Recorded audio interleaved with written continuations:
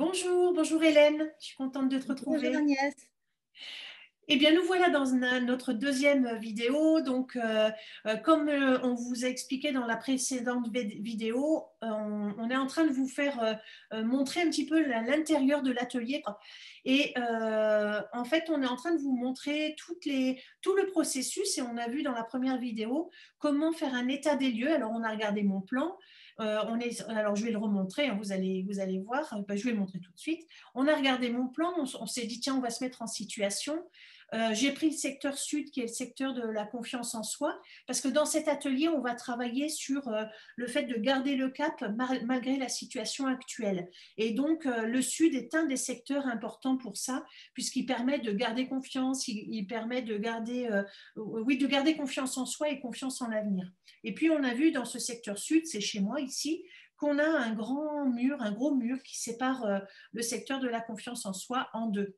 Et donc, Hélène m'a proposé de tirer une carte pour, hop, je vous montre, pour aller un peu plus loin.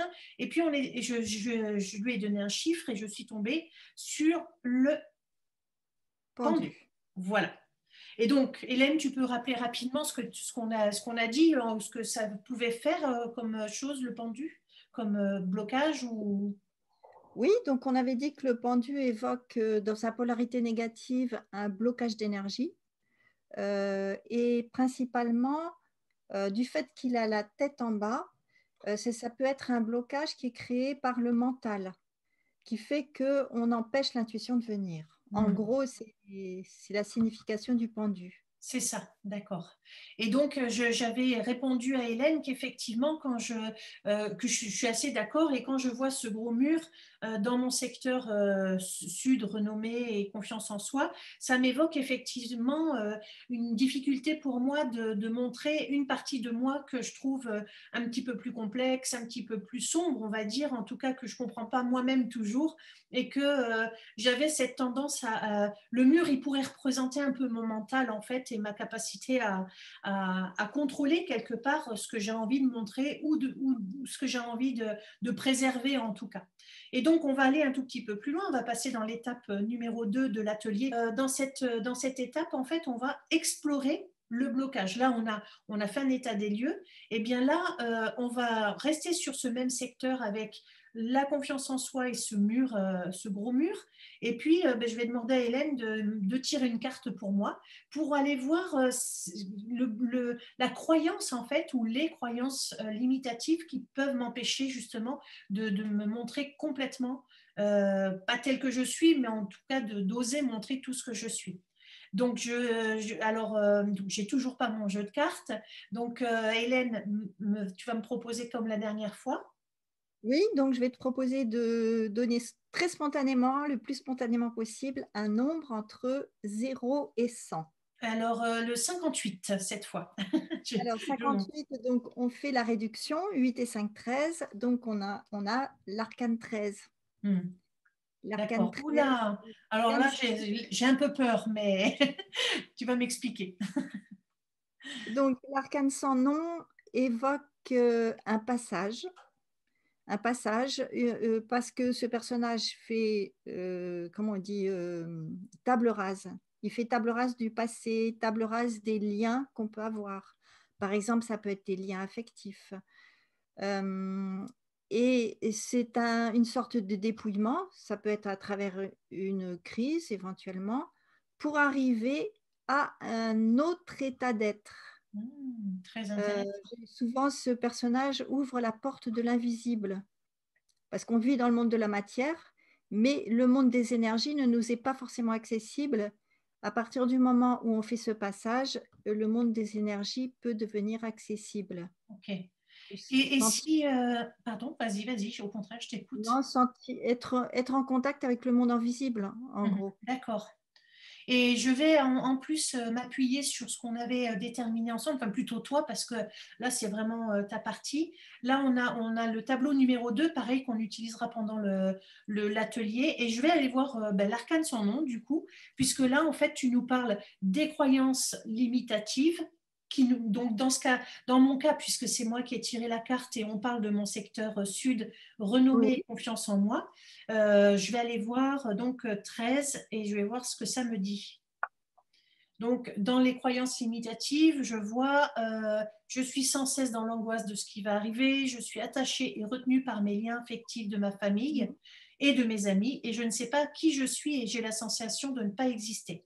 Alors déjà, bon, c'est un petit peu fort, mais spontanément, je dirais que c'est assez vrai parce que entre la manière dont j'ai été éduquée, la manière dont je suis au sein de ma famille, où je vois que on me connaît, mais pas complètement. On ne sait pas tout mon côté créatif, tout mon monde intérieur en fait. Hein. C'est pas, j'ai pas un côté serial killer, mais j'ai un côté en fait assez, un monde intérieur assez riche.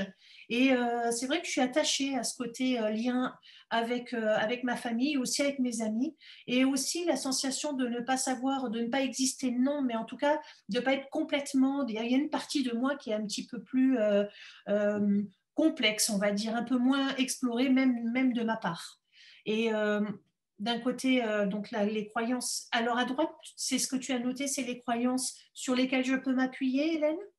Voilà, des croyances positives. D'accord. Par exemple, je sais qu'une crise est passagère et qu'un nouveau moi en émergera. Le fait de couper mes liens de dépendance me libère et j'élargis ma zone de confort, ce qui me transforme et me fait exister. Oui, en fait, c'est intéressant. C'est vraiment même étonnant parce qu'en fait, on s'est prêté un peu au jeu comme ça, mais je me rends compte que c'est vraiment tout à fait ce que je peux vivre en ce moment. Alors, est-ce que c'est la situation actuelle, la crise actuelle, la fin d'année ou je ne sais quoi? Mais j'ai commencé un gros nettoyage depuis un mois à peu près, un mois maxi, un gros nettoyage et j'ai même coupé des liens que je traînais depuis très longtemps et ce qui est assez complexe pour moi de faire ça. Et une remise en question aussi, une remise à zéro un petit peu de qui je veux être et qui je montre que je suis en fait. Donc c'est assez étonnant et Oui, oui. ouais. Et il n'y avait pas aussi une histoire de complémentarité où il n'y avait pas quelque chose, un jour tu m'as parlé de ça, j'aime bien cette histoire où je me trompe. Euh, Au niveau de l'arcane sans nom, Oui, mais non, non, c'est pas encore, on l'a pas, c'est pas avec le pendu qu'il est complémentaire. non, non, non, ben, elle D'accord. arrive après le pendu. C'est-à-dire que Ah, tu as le pendu, on avait parlé tout à l'heure de retournement avant de naître. hmm. Le bébé qui va se retourner dans le ventre de sa mère pour s'apprêter à naître. Et après, il arrive ça qui est une sorte de naissance, Ah un oui, d'accord. passage, le passage. Oui, oui, le passage, Le d'accord. passage. Donc, il y a un ordre logique enfin, entre ces deux cartes-là. Et donc là, ce que je peux en retirer par rapport à mes croyances, je dirais que effectivement, j'avais une certaine crainte d'avoir commencé de couper ces liens affectifs ces derniers temps, et en fait, je me rends compte que ben non, c'est vraiment dans la mouvance, et du coup, on s'est prêté au jeu, et en fait, je me rends compte que c'est vraiment juste. Donc, ça me fait dire que cet atelier, il va être vraiment super en fait, parce que ça va faire émerger plein de choses à mon avis. C'est-à-dire qu'on a deux approches et ces deux approches ouvrent des perspectives.